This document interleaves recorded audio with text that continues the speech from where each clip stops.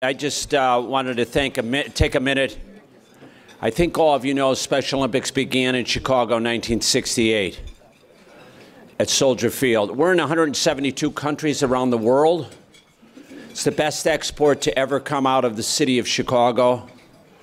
And I wanted to take a minute and thank Jay and Ed and all the people from the City Club. They've been so good to us. And last Sunday, as Ed mentioned, we had our polar plunge. It was the most successful plunge we've ever had. We raised about $2 million. But I wanted to thank everybody.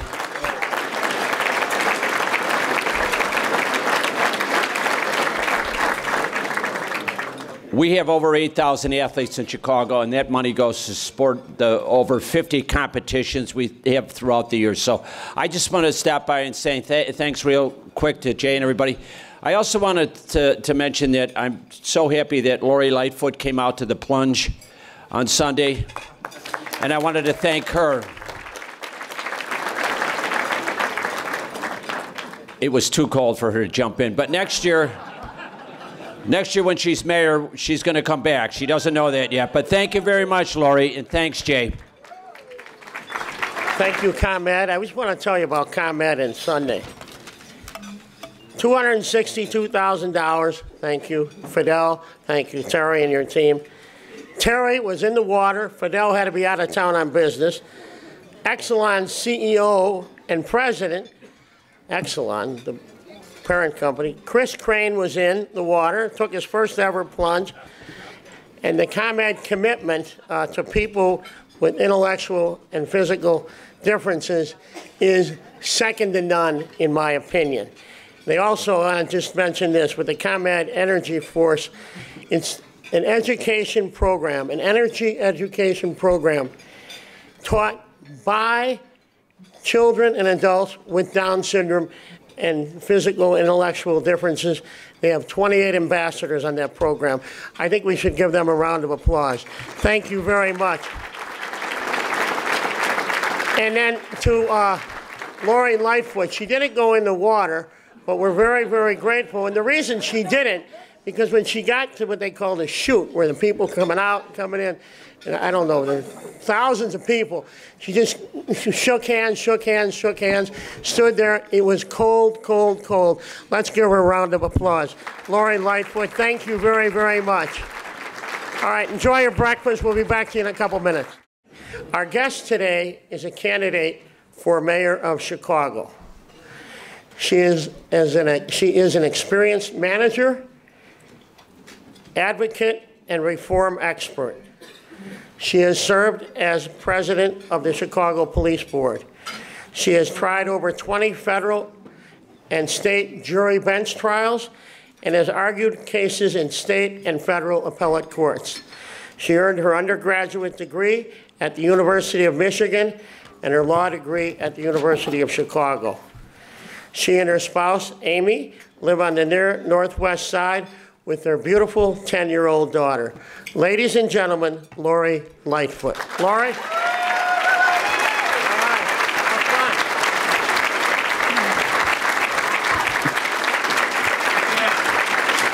Thank you. Thank you, everyone. And thank you, Jay, and thank you, the City Club, and thank you for coming this morning. It's really a great honor always to step up and be at this podium, and I'm so happy that so many people from different corners of my life are here this morning, and I want to give a special shout out to my Mayor Brown family. We love you. We love you. We love you. I have had the incredible privilege to bear witness to the magnificent spirit of people throughout the city. By virtue of my status as a candidate, people have been very generous in sharing their stories, their aspirations, their frustrations, their successes, and the challenges that they face every day. My life has been forever changed by what I have seen, what I have heard, and what I have felt. I have seen myself in these people, the family and friends who then and now struggle, but who also have hopes and dreams for a better tomorrow. Coming from where I come from, it is impossible to ignore that yearning. I've also talked to many Chicagoans who feel overwhelmed by our challenges, that they don't believe that city government can ever find solutions. But we can't be afraid to take that first step so that we never take any step at all. We must step out on faith, I'm borrowing a line from Father Pfleger, and be bold in tackling the challenges that must be faced. We can no longer allow a person's zip code to determine their destiny.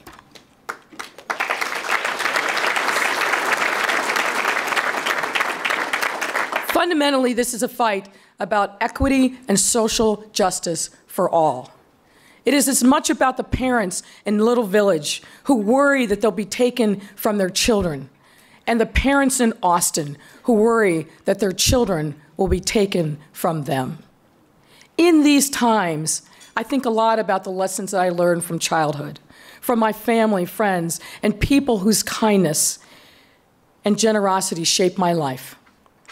We did not have much in the way of material wealth, but every day my parents instilled in me a clear set of values like dedication to family, respect for friends, school, and community, the importance of hard work and education, and most importantly, as a young black girl, to hold my head high and never let anyone dictate the course of my future.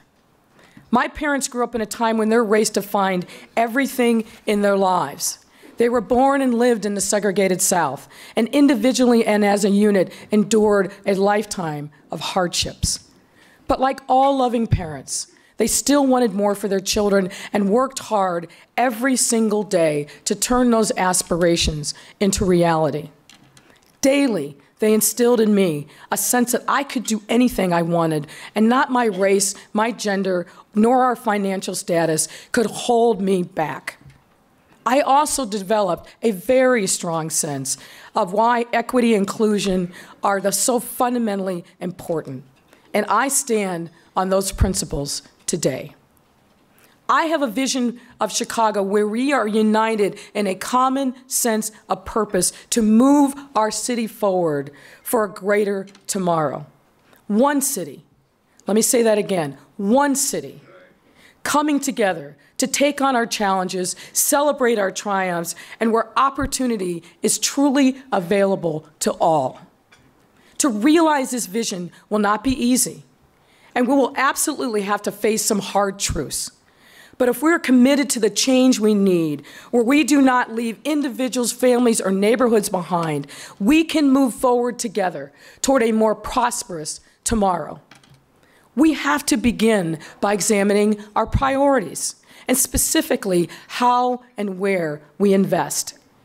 In the last 7 years, we have bet big on downtown investments, the Loop, River North, South and West Loop, and that investment shows. We have a beautiful, gleaming downtown that is the envy of other cities across the country. We continue to set records for the number of tourists who come to our city and spend their money in hotels and restaurants and other attractions. We provide significant incentives to attract and retain businesses in downtown, as we should. But it all seems great. But for some, it's not so great. Not enough people are benefiting from the prosperity, and indeed, every single day, individuals, families, and neighborhoods are suffering. The news from other parts of the cities is far different and far more dire. And we are now at a crisis point. And two words underscore the narrative in those neighborhoods, and that is fear and flight. And how does it manifest itself? You've heard me say this before, but it's worth repeating. And I want you to think about this number, which is 23,000. That's the number of people who have been shot in this city over the last 7 years. 23,000 is not a benign statistic. This shockingly large number also comes with significant costs to every single taxpayer in Chicago. This type of devastation comes with a price tag for costs related to the criminal justice system, increased policing, emergency room, and other medical expenses, and the lack of opportunity of cost from lives left unfulfilled, just to name a few. It represents death, lives shattered, neighborhoods gutted, and dreams that will never be made real. It means lifelong trauma that spreads through communities like a terrible virus. It means that young children grow up with fear as their norm. It wakes them up in the morning, it puts them to bed at night, and it is their constant companion every single day. And this fear is now spread, and many of you in this room know that. It is no longer contained to certain neighborhoods, south of Roosevelt Road or west of Ashland. I hear from people all over the city that the violence, the reality, and the threat of it has now overtaken discussions in homes and coffee shops and community gatherings in Northside enclaves. The fear also manifests itself in conversations about whether Chicago is a place where people can continue to live and thrive. People are asking if they can have a real future here. I've had countless conversations over these many months of campaigning among people from all walks of life, young people, seniors, the wealthy, and the working class, who have all have serious doubts about whether they can remain in their homes. We have to give people hope and a reason to stay in this great city.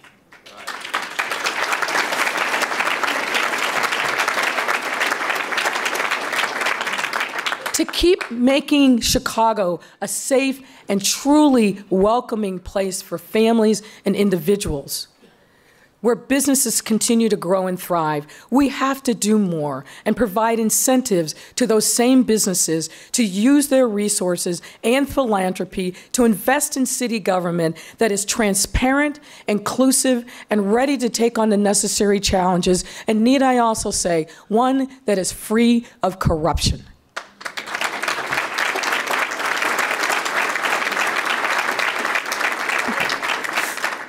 We must address the violence, the absence of safe and high-quality open enrollment elementary and high schools in every neighborhood, regressive taxes that squeeze low and middle-income families and individuals, and the absence of good jobs that pay a living wage so that people can take care of themselves and their families and have the luxury to dream of a comfortable life.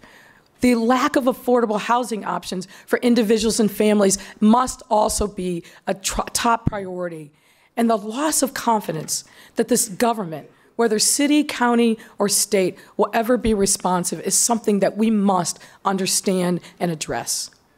If we address these and other challenges together, we can stem the tide of people leaving our city by the thousands every year. Chicago remains one of the only metropolitan areas in the country that continues to lose population. And this fact has to be the proverbial canary in the mine shaft and treated with the sense of urgency that it demands. And these losses have real consequences for our city. And let me just name a few. In the last 8 years, we have lost 40,000 school-aged children in this city. This decline is potentially catastrophic for CPS if we don't do something about it.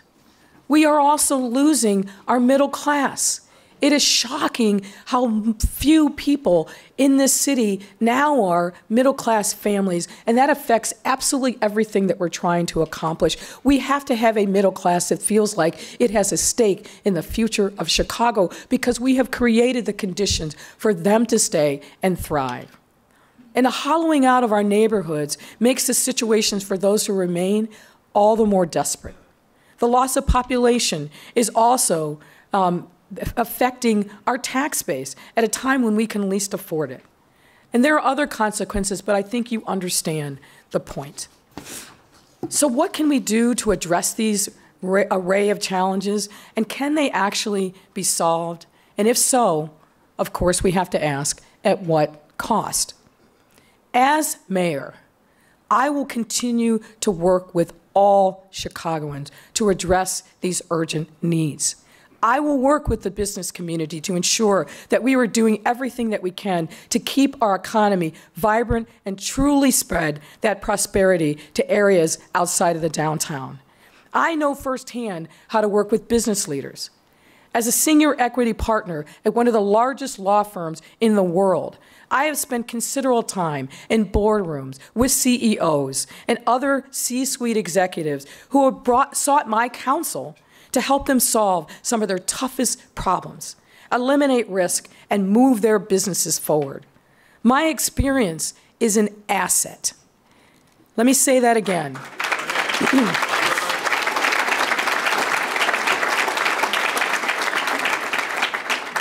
My experience is an asset about which I am personally proud and grateful, and I will never let anyone demonize me for fulfilling the dreams that my parents dared to dream for me.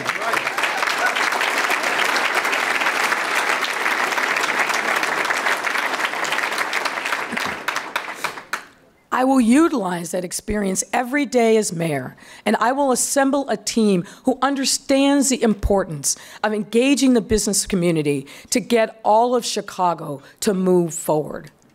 A priority of that work must also be addressing the deterioration of the quality of life in way too many of our neighborhoods. We have both a moral and a fiscal imperative to do so. And developing and executing a comprehensive plan for strengthening our neighborhoods does not mean that we will retreat from continuing to ensure that our downtown areas will thrive. It is a false choice to argue that we cannot do one without the other, and that business development that we have seen will be halted if we turn our attention in any measure to what is happening elsewhere in this city. That is wrong. Will taking care of the needs of our neighborhoods mean that we have to reconfigure some of our priorities? Of course.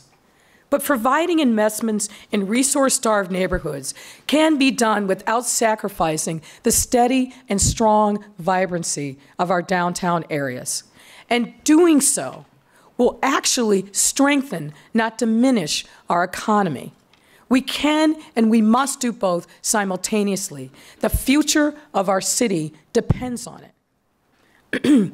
I know this to be true as someone who helped create small business opportunities when I helped run the city's procurement department. I also know it from the perspective of someone who has spent decades as a lawyer advising Fortune 100 companies doing business all over the world, as well as helping small and middle market businesses in Chicago. A multi-track investment strategy must also mean that we run city government far more efficiently than we currently do. I will no longer treat the taxpayers of this city as an ATM machine with no limit.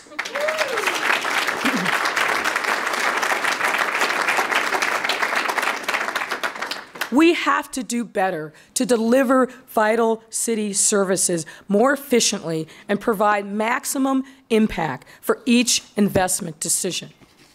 Here are a few of the ideas that we must consider if we are truly going to uplift the quality of life in neighborhoods and become beacons of hope for our kids. First, of course, is public safety. We have to stem the flow of violence. It is the overarching issue that affects everything else that we must tackle, that we must improve in order to move forward. We have to treat this continuing explosion of violence as the public health crisis that it is. Viewing this crisis through the lens of public health will compel us to look at the root causes of violence and crime and work to address the problems at the source. Our current strategy of law enforcement first and only is ineffective and never will bring the kind of long-term, sustained progress that we need. In my travels across this city, I hear from people all over that they simply don't feel safe. We have to change that perception and provide the reality of public safety for everyone in every neighborhood. I've released a detailed plan to tackle this. But aside from treating public safety as a public health crisis, we also need to have a much more proactive plan to fight the gun violence. Every single year,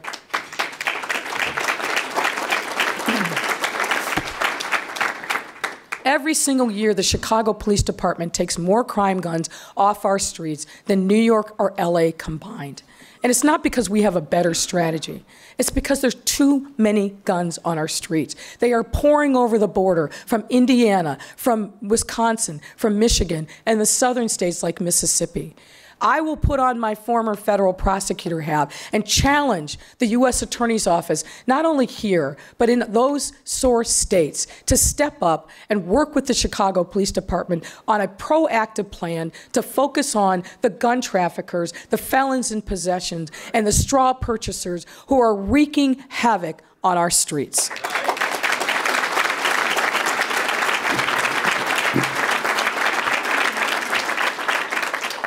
We must also, of course, address public corruption.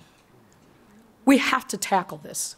Simply put, my goal and my hope, with your help, is that we will start a very public death on public corruption starting on April 2nd, 2019. We simply can no longer be complicit and silent in the face of elected officials who put their own personal profit above doing the work of the people. We can no longer accept aldermanic prerogative, which means to get basic access to city services, you got to give more to get. We should reject that as taxpayers and residents of this city. We must reject the process by which certain people amass every possible title in a broken and corrupt political system that serves the clouded few and leaves the rest of us on the outside looking in.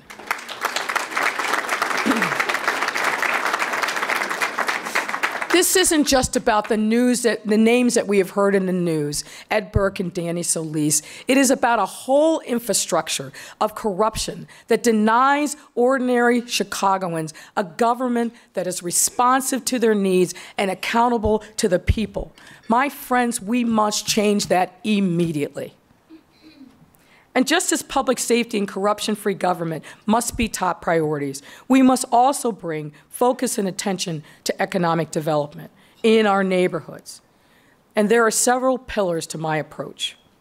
The first is focusing on building up small businesses in our neighborhoods. We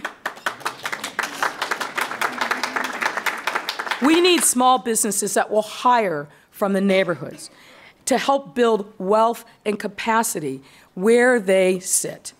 That same energy that we've exerted to lure the likes of Amazon and Google and McDonald's to invest here, we must also exert the same kind of energy to create neighborhood-based incubators for small business growth. I know from working with small businesses for years that one of the biggest challenges they face is access to capital. This is where a mayor and her team can make the case to banks and other lenders to lower the barriers to accessing capital so that entrepreneurs with a solid business plan will actually have an opportunity to thrive in the city. The city itself, frankly, must do its part to provide access to grants, not matching grants, to grants and low-interest loans and other financing opportunities. And when we talk about small businesses, we need to make sure that women and veterans and minorities are part of that equation.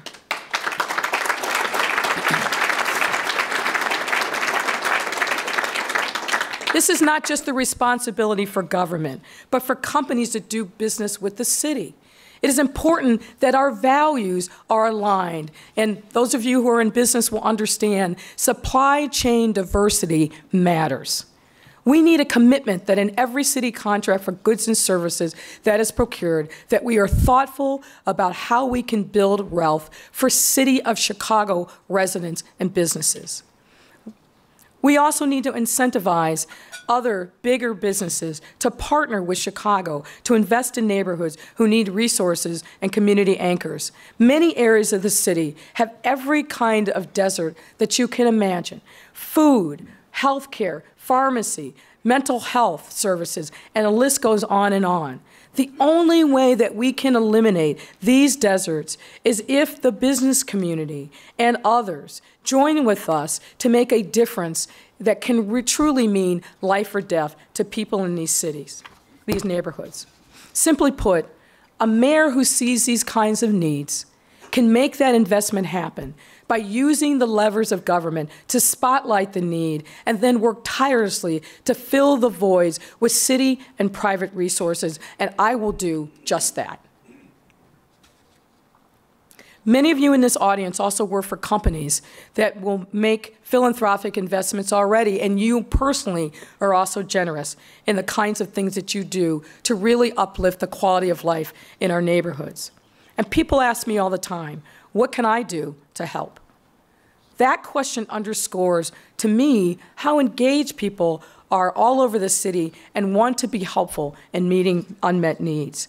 As mayor, I will articulate a vision for investment that offers an array of options for the kind of charitable giving as well. Let me talk briefly about education.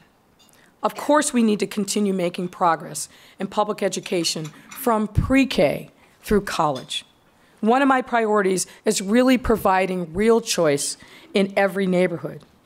It pains me that so many CPS kids have to get up at the crack of dawn, leave their neighborhood, travel miles and miles, in some instances up to 5 miles, to go elsewhere for the hope of getting a decent public education. Intended or not, we are sending a message to those children that their neighborhoods are not worth investing in. We have to change that by making sure that we have good quality, level 1+ high school and elementary schools in every neighborhood with a full array of services so that those neighborhood schools can become the community anchors that are going to help drive economic development as well.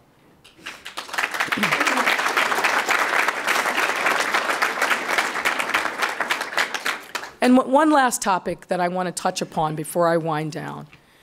We have to have real affordable housing in this city. This is the issue that people bring to me on a regular basis in addition to the violence. People fear that they cannot stay in their neighborhoods, that our city is becoming something unrecognizable, that isn't hospitable and welcoming to low-income and middle-income families and individuals. It is shameful that in the last 15 years, 2/3 of our city has had no units of affordable housing built. We are in a crisis, down 120,000 units, and yet we only have about 300+ online from city government. We have to reverse this trend if we are going to continue to be a city that is welcome all income classes to Chicago. We will not become a city where only the super rich or the super poor can stay.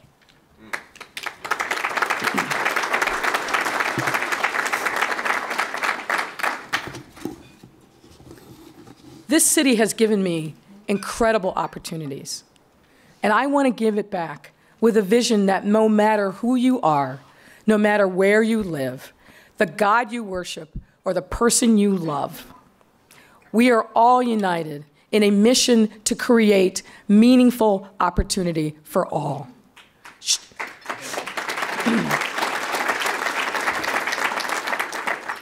Chicago should be an example other American cities look to for how culture and communities thrive, world-class businesses can grow, and government can work to support the kind of infrastructure, social safety net, and affordability that allows all of our residents to be proud and happy to call this great city home.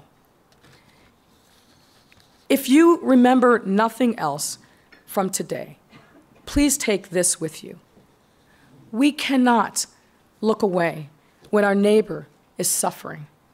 We must not ignore and avert our eyes to the great need that surrounds us. We must have an educated consciousness and act in whatever way we feel comfortable. But we must act. Our silence is a ratification of the status quo, which has and will continue to fail all of us. There is and will continue to be direct and calculable cost of our neglect. Now, despite these challenges, we have the tools at our fingertips to do better. In this great city where we have world-class talent in every neighborhood, in every institution and organization, we have the tools that we need right here, right now, to change the course of our collective history. That is our challenge, but that is also our opportunity. What we have been missing, and what I think we desperately need, is a leader who is not beholden to special interests nor a broken and corrupt political machine, who is independent, experienced, and a fierce proponent of change. And I am that leader. Thank you.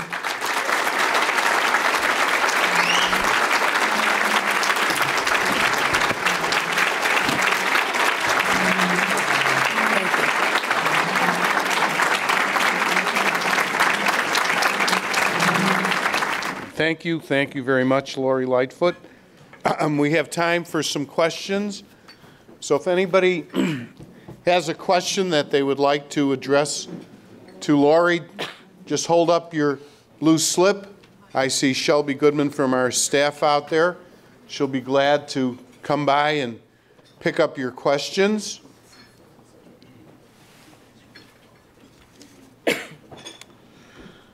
Okay, we have several questions up here already. This is from Shar Rivette, City Club member with the Chicago Children's Advocacy Center. Shar, where are you? Right down here. Good. Question, Lori, is this. There are over 2,400 reports of child sexual abuse each year, yet Chicago has no comprehensive sexual abuse prevention initiative. Will you, as mayor, dedicate funds for this? I will. It's a huge issue. It's a challenge. It's something that I understand personally, and I'm committed to making sure that we do everything that we can to protect our kids.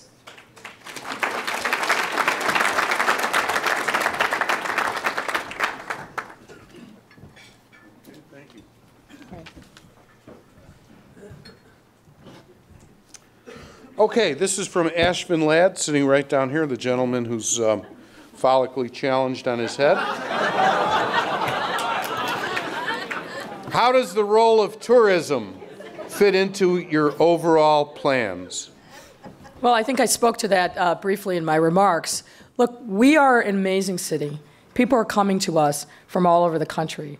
I know, frankly, from being out at festivals in the downtown area, but really in neighborhoods all over the city this summer when we were collecting petitions, every conceivable language was being spoken, in part because of our residents, but also because of the great number of tourists that come to the city. So I want to make sure that we continue to do everything we can to keep attracting tourists. It's the lifeblood of our economy, and I want to make sure that that continues to thrive.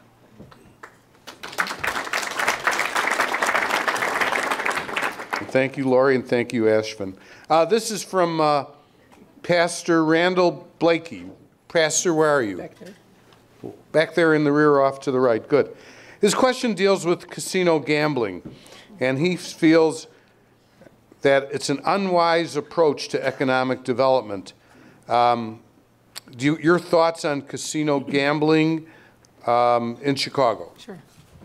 I understand that there are concerns about it, but I support it. We have obviously buses that are leaving from Chinatown, from the Hyatt, from all over the city, taking people to Indiana, taking them to Aurora, taking them to Rosemont. I think we have now a mature infrastructure related to gaming, and I know that, frankly, from some of the work that I did at, dare I say it again, Mayor Brown. And frankly, what my view is that we ought to have a casino that is owned by Chicago, that those tax dollars come to us. We obviously need to make sure that the regulatory infrastructure addresses the challenges that I think are underlying the concern about your question. But it's here. It's all around us. And frankly, if I become mayor, I'm going to press the governor to make sure that that gets included in the state's economic development plan, because I think we need that here in Chicago. Thank you, Lori. By the way, Joe Szabo, you're going to retire. If a casino comes here, we could maybe get you a position. Yeah, okay. I have a really important announcement to make. You know, MSNBC, all these stations, they have breaking news. President Doherty has just handed me a card which says that Willie Wilson has just endorsed Lori Lightfoot.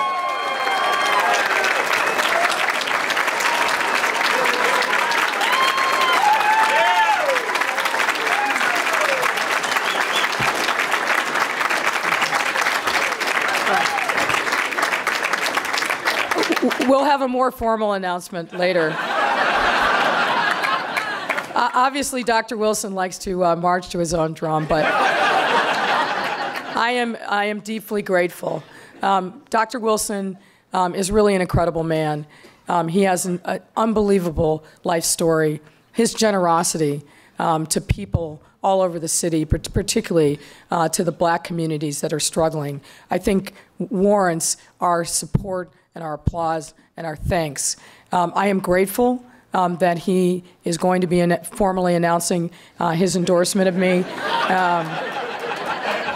And I look forward to work with him. You know, Dr. Wilson grew up as a sharecropper in Arkansas, as did my father. And frankly, there are many things that I see in him that I know my father would appreciate and be proud of. And we will work together, as I will with other folks, to make sure that we continue to move forward to bring the change that this city needs. And I'm just going to take a personal point and also thank Sonny Chico for being here.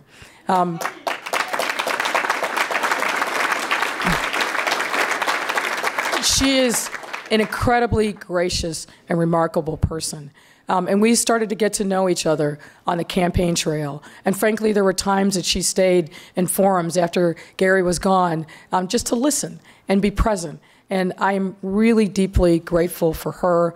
I really appreciate you, and thanks so much for being here today.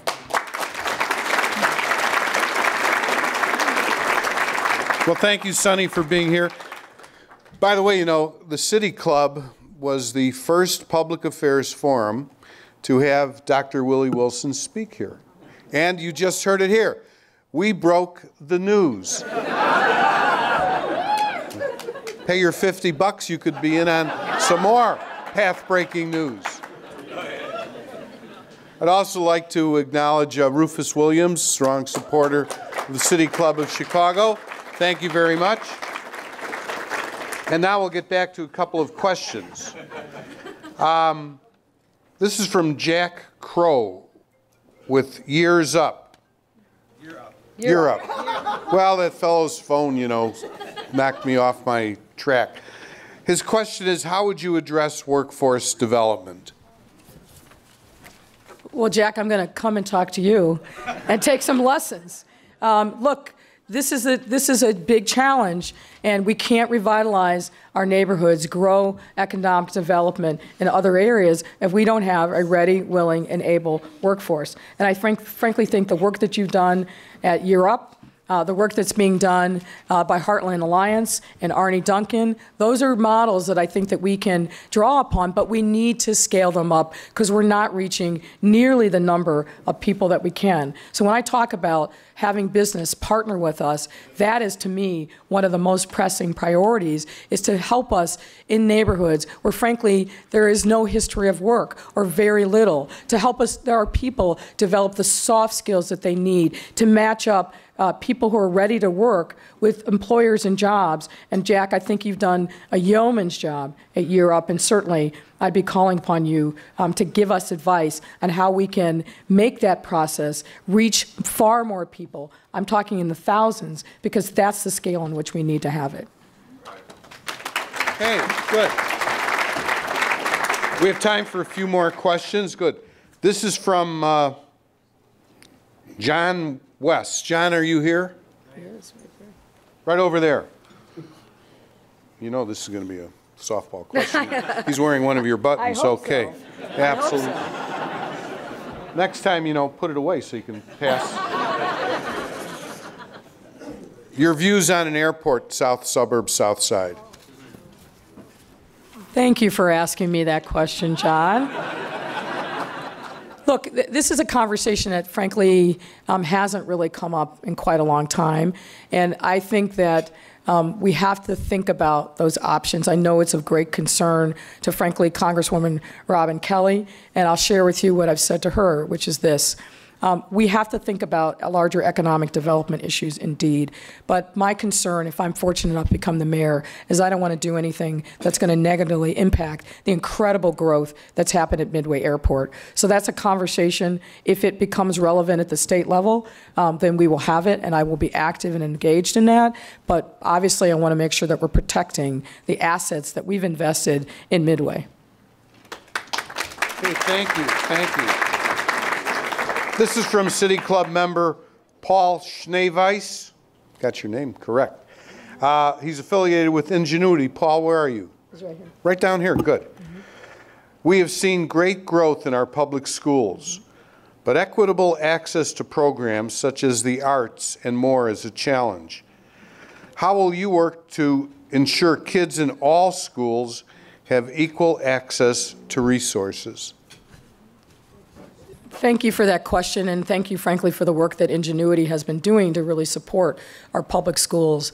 Look, I'm a kid whose parents sacrificed to get me a trumpet so I could be in the band. I'm also a singer. Not so great anymore, but I used to be.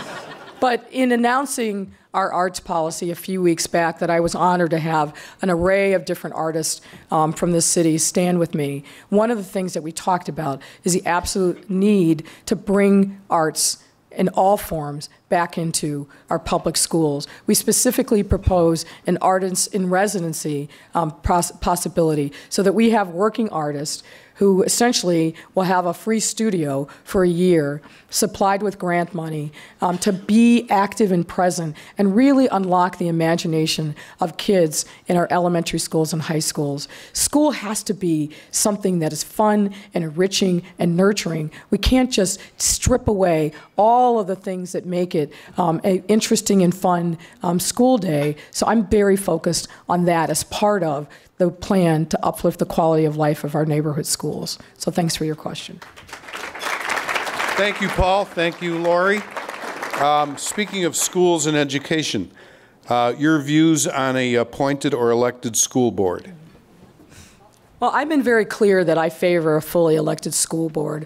My mother was on a school board in the small town that I grew up in, and what I saw from her experience over those years is having the ability for parents to connect up with somebody who could be their advocate, somebody who could be their voice, I think is critically important. And I don't fear having a fully elected school board. If I'm grateful enough to be the mayor of this great city, managing relationships with all kinds of organizations, and particularly elected officials, is part of the job.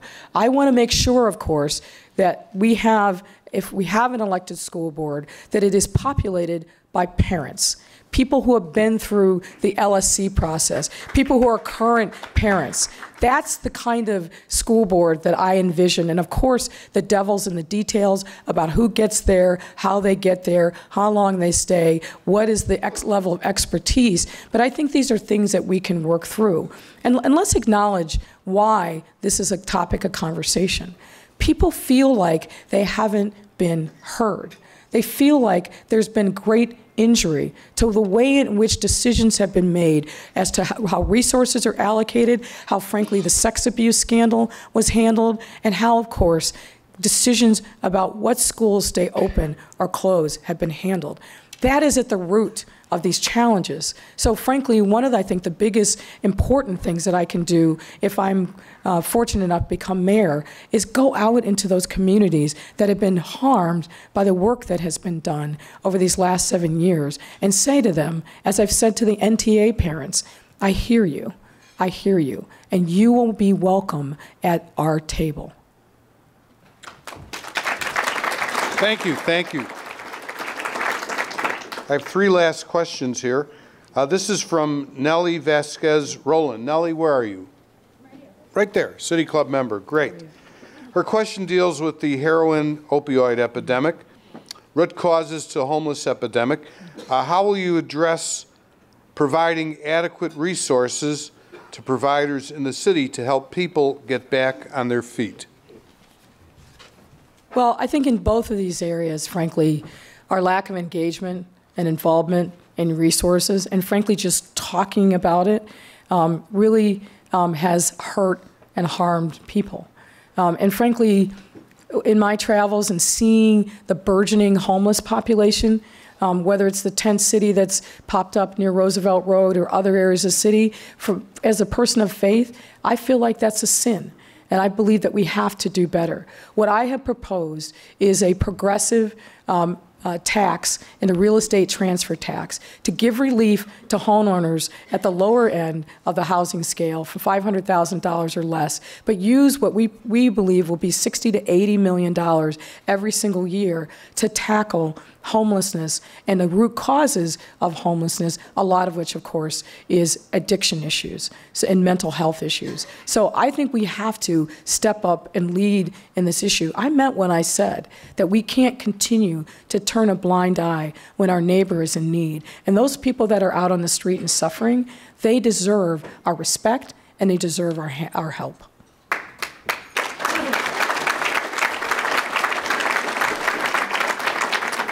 Okay, 2 last questions.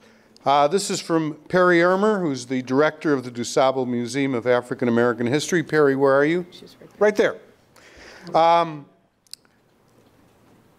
What will you do to address, this is her word, the abysmally low participation rate of African American contractors in public work? Well, I'll do what I did when I helped run this procurement department.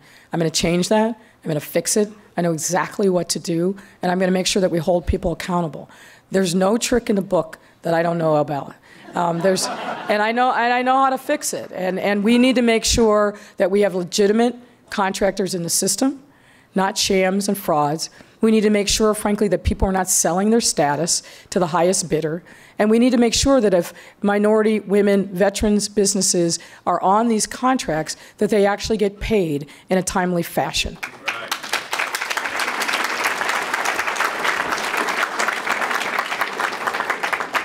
By the way, if you're elected and you don't do any of those things, her father, Ted Z. Manuel, will be writing letters to the Tribune, Sun-Times, and elsewhere. He writes the best letters I've read in a long time. Okay, our last question from Trish Devlantes. Trish, where are you? All the way back there. Good, in the euchre seats. Great. Her question deals with people like Dr. Janice Jackson, Eddie Johnson at the police department, and so forth. Is your intention to keep those folks, not to keep those folks, to look at what, could you just comment on that? Sure. My intention is to win the election so those questions become relevant.